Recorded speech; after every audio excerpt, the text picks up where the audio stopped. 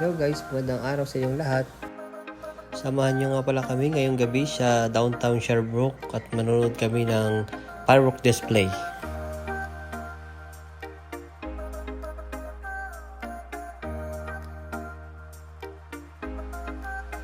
At yan na nga po at ready na po yung mga batuta at patitigil naman si Dylan at si Ate Kate.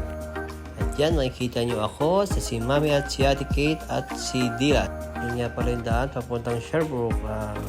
Walang sasakyan halos kasi ganyan talaga dito pag gabi.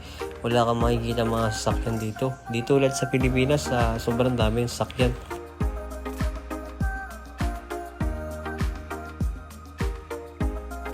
At yan po, narito na po kami sa spot namin.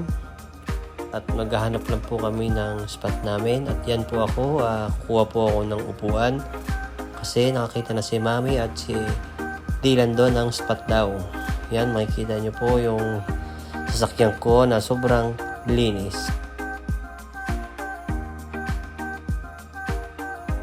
At yan, si Ate Kate may daladalang higaan. Tapos, lagi na lang nakatablet.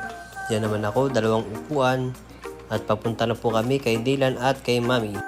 Tapos yan, nakapesto na kami at maganda yung pesto namin kasi makitang-kita namin dito yung pinakang fireworks.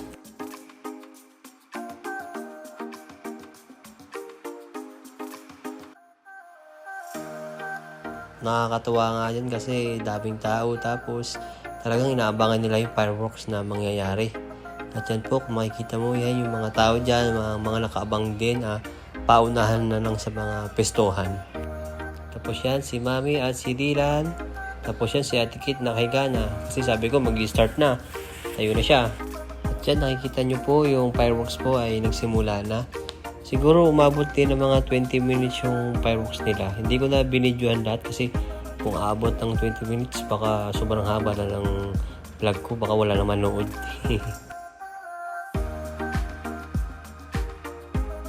Tapos yan, tingin-tingin lang kami sa langit at yung mga bata nag-enjoy. Kami din, kahit kami matanda na-appreciate pa rin namin yung mga gantong kaganapan.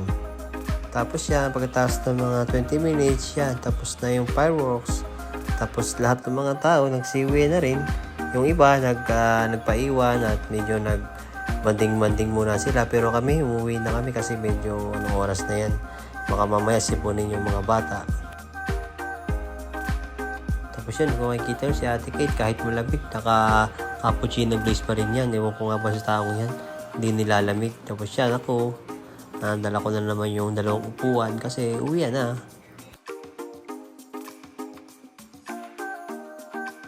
Tapos yan, nakikita nyo si Ate Kate, si Dylan, saka si Mami at pauwi na po kami. At thank you sa panonood. Sa uulitin, God bless. Ingat po kayong lahat.